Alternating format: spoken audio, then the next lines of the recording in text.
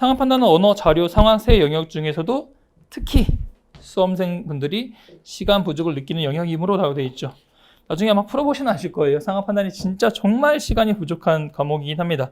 그래서 특히 시간 부족을 느끼시니까 당연한 얘기예요. 각 문제가 무엇을 묻고 있는지 파악을 해서 문제를 빠르게 해결하는 것이 가장 중요합니다 라고 적어놨죠.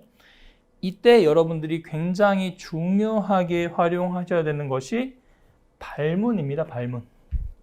묻는 바만 빠르게 해결한다 라고 돼 있을 때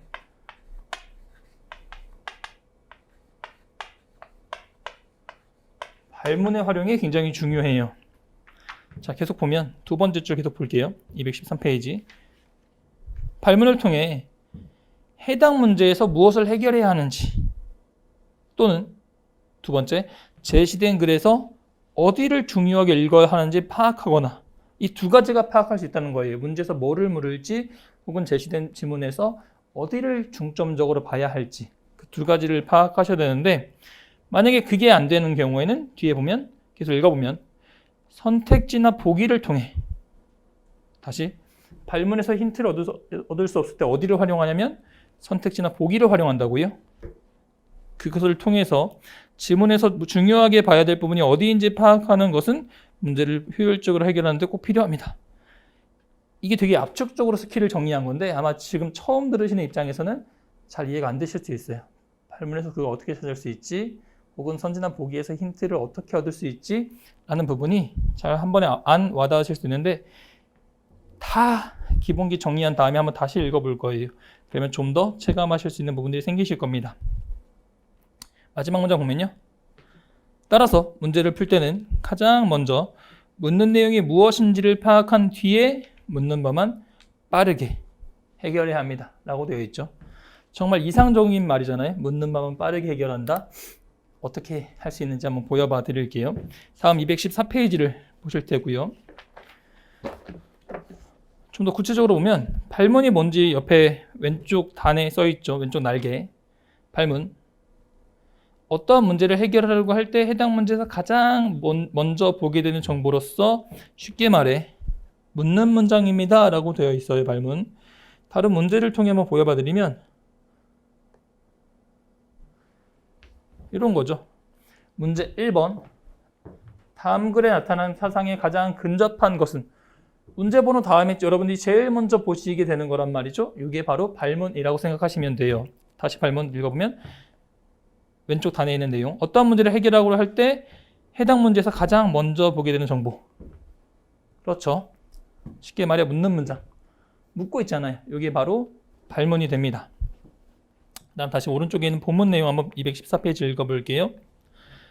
시간이 부족한 피셋 시험의 특성상 한 문제를 최대한 빠르고 정확하게 해결하는 것이 매우 중요하죠. 그래서 가장 먼저 필요한 것이 문제에서 묻는 바가 뭔지를 빠르게 파악한 다음에 그거에 맞춰서 푸는 건데 이때 우리가 유용하게 활용할 수 있는 것이 발문이라고요. 상황 판단에 제시되는 발문의 형태는 그 뒤에 다음 글을 근거로 판단할 때 옳은 것은 또는 다음 글과 상황을 근거로 판단할 때 옳은 것은 등 선택지나 보기를 판단할 수 있는 근거로서 제시된 정보가 무엇인지를 언급해요. 어떤 정보를 줬습니다 라는 것을 언급하고 문제가 묻고자 하는 바가 무엇인지도 언급하죠. 그런데 단순히 문제에서 옳은, 옳지 않은 것만 고르도록 단순하게 묻는 경우에는 문제에서 묻고자 하는 바가 파악되지 않습니다. 다시 이 부분 중요해요. 발문에서 그냥 옳은 것, 옳지 않은 것만 골라라 라고 단순하게 묻는 경우에는 발문에서 묻고자 하는 바가 파악 안 된다고요. 계속 읽어보면 그러나 특정 발문에서는요. 해당 문항에서 해결해야 할 것을 직접적으로 알려주거나 발문에서 중점적으로 봐야 할 내용 자체를 알려주는 등 뭔가 포인트가 있는 특정 사항을 묻는 경우들도 있습니다. 이 때문에 발문을 확인하면 무엇을 물을지가 빠르게 파악 가능하고요.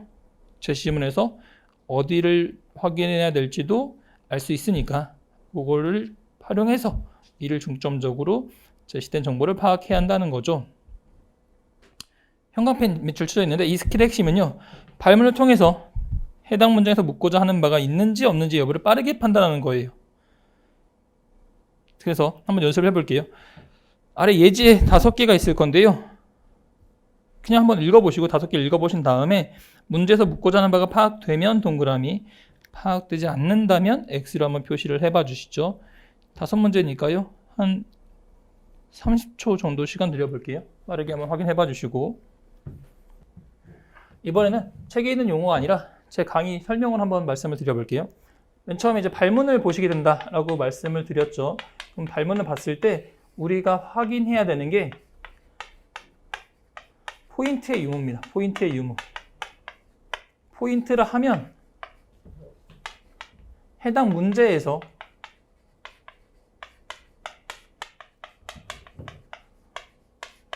묻고자 하는 바, 이 문제에서는 이걸 물을 거야 라고 아예 발문에서 알려주는 경우가 있어요. 혹은 제시된 지문에서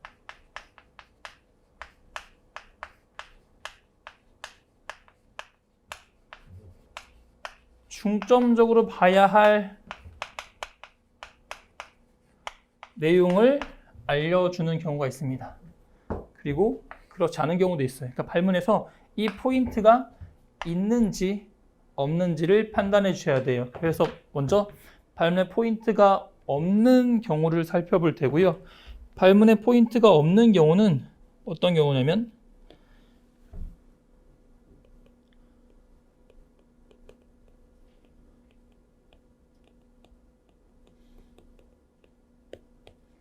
단순히 옳은, 옳지 않은의 정보만 주어진 경우예요. 발문에 단순히 옳은, 옳지 않은의 내용만 확인할 수 있는 경우가 발문에 포인트가 없는 경우고요. 한번 같이 보실게요. 다음 글에 부합하는 것은 옳은 거 고르라는 거죠. 다음 글을 근거로 판단할 때 옳은 것은 역시나 옳은 것 고르라는 거고, 다음 글을 근거로 판단할 때 옳지 않은 것은 틀린 거 고르라는 거죠. 그러니까 이 발문들을 읽었을 때는 맞는 거 고르는 거구나, 혹은 틀린 거 고르는구나, 이 정도만 알 수 있어요. 이거는 일반형 선택지에서 활용되는 발문이고요. 일반형 선택지가 뭔지 확인해 보실 분들은 교재 220페이지에 있습니다. 교재 220페이지 보시면 회색 박스 보이시죠? 회색 박스에 보시면 동그라미 1번 일제는 하고 시작되잖아요. 동그라미 2번 민중의 라고 시작되죠. 민중의 무궁화된 사랑은 이렇게 시작되는 거라, 이런 일반형일 때 쓰이는 발문이 이런 세 가지 형태, 주로 쓰이는 발문이 이런 세 가지 형태인 거고, 그 다음 아래 4개를 보시면요, 다음 글과 보기의 내용이 부합하는 것만을 모두 고르면 옳은 것 고르라는 거죠. 옳은 것. 다음 글을 읽고 옳게 추론한 것을 보기에서 모두 고르면 역시나 또 옳은 거 고르라는 얘기예요. 아래 2개 같이 보시면 거의 뭐 길이도 똑같고 다 똑같죠. 여기만 다르거든요. 판단과 추론. 이 발문 역시도 단순히 그냥 옳은, 옳지 않은에 대한 정보만 담고 있어요. 이런 경우에는 발문만 봤을 때 이 문제에서 뭘 해결해야 되는지, 또는 이 지문에서 어딜 중점적으로 봐야 되는지는 알 수 없습니다. 알기 어렵죠. 화면에 발문에 포인트가 있는 경우를 보여드릴게요. 이 스킬은 앞으로 텍스트 유형과 법조문 유형에서 계속 활용하실 스킬이라 텍스트 유형의 발문과 법조문 유형의 발문을 한꺼번에 보여드릴게요. 자, 첫 번째 발문 볼 테고요. 텍스트 유형에서 다음 글을 근거로 판단할 때 적극적 다문화주의 정책에 해당하는 것을 보기에서 모두 고르면 이라고 되어 있으니까요. 이 글을 볼 때는 그러니까 지금 뭔가 보기에 제시된 것 중에 적극적 다문화주의 정책에 해당하는 것도 있고 해당하지 않는 것도 있겠죠. 그걸 판단할 수 있는 기준을 제시문에서 빠르게 확인을 해주셔야 되는 발문. 그 다음에 두 번째 발문 다소 어려울 수 있는데 잠깐 봐주시고, 다음 글의 근거로 판단할 때 보기의 빈칸에 들어가는 것을 옳게 짝지은 것은이라고 물었으니까, 만약에 이 발문을 보셨어요. 그러면 발문을 읽자마자 눈길이 어디로 가야 할까요? 바로 보기의 빈칸으로 가셔야 돼요. 보기의 빈칸으로 가야 이 문제를 해결하기 위해서 어떤 정보를 확인해야 되는지가 파악이 됩니다. 이따 같이 보실 문제에서의 발문이라 좀 이따 오늘 강의 중에 다시 한번 이 발문을 보시고 파악하실 일이 있으실 거예요. 다음 세 번째 발문 보시면요. 다음 글을 근거로 판단할 때 우리나라에서 기단을 표시한 기호로 모두 옳은 것은, 기단을 기호로 어떻게 표시하는지를 봐주셔야 돼요. 그 다음 마지막 발문, 다음 글과 상황을 근거로 판단할 때 갑에게 가장 적절한 유연근무제는 하고 물었으니까요. 유연근무제가 여러 개가 제시되겠죠. 그 중에서 가장 적절한, 여러 개 중에 비교를 해서 갑에게 가장 적절한 것을 찾아주셔야 하는 발문입니다. 자, 이게 법조문 유형에서는 또 어떤 발문들이 발문의 포인트가 있냐면, 첫 번째 발문 보시면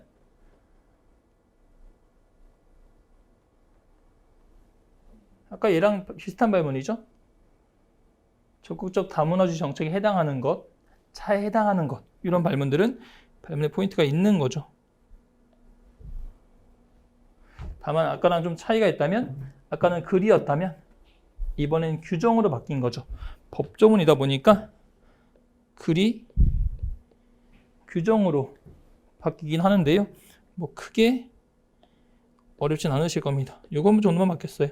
차에 해당하는 것 고르시면 됩니다. 그 다음 두 번째 발문 보시면 본문 중에 신용카드 사용이 일시정지 또는 해지될 수 없는 경우를 찾아주시면 되는 거고, 그거에 대한 판단 기준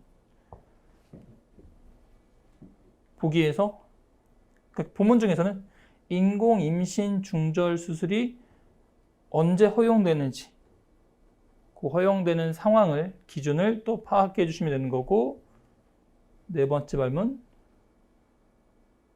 스프링클러 설비를 설치해야 하는 곳은 하고 붙고 있으니까 제시문에서 언제 어떠한 경우에 스프링클러 설비를 설치해야 되는지 그 의무가 발생하는 기준을 좀 잡아주시면 될 테고, 마지막 다음 글을 근거로 판단할 때 사례의 갑과 을 사업이 각각 받아야 하는 평가의 수는, 그러면 언제 어떤 평가를 받아야 되는지 관련 내용이 있을 거고요.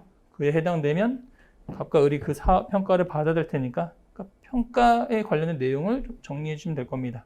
해서 처음 들으실 때 발문에 포인트가 있냐 없냐를 따져드는 게 다소 어색하고 어려우시다고 느끼실 수 있는데요. 이거부터 텍스트 유형은 또는 법조문 유형은 어떻게 풀지, 그 문제를 어떻게 풀지가 시작이에요. 발문에서 얻어진 정보부터. 그래서 추후 연습을 좀 해주셔야 시간 단축이 가능해집니다. 왜냐하면 발문에 포인트가 있잖아요.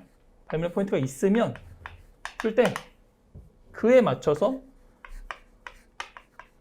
제시문을 읽습니다. 근데 만약에 발문에 포인트가 없잖아요. 이거 지금 없을 문자를 한자 약자로 쓴 건데, 발문에 포인트가 없으면 그러면 문제에서 뭘 묻는지, 어디를 중점적으로 봐야 될지를 모르니까 제시문을 읽기 전에 어쨌든 이 힌트를 잡아줘야 돼요. 아까 말씀드렸죠. 우리가 연습하는 거는 묻고자 하는 바만 빠르게 확인하는 거기 때문에 어쨌든 묻고자 하는 바를 확인을 해야 된다는 얘기죠.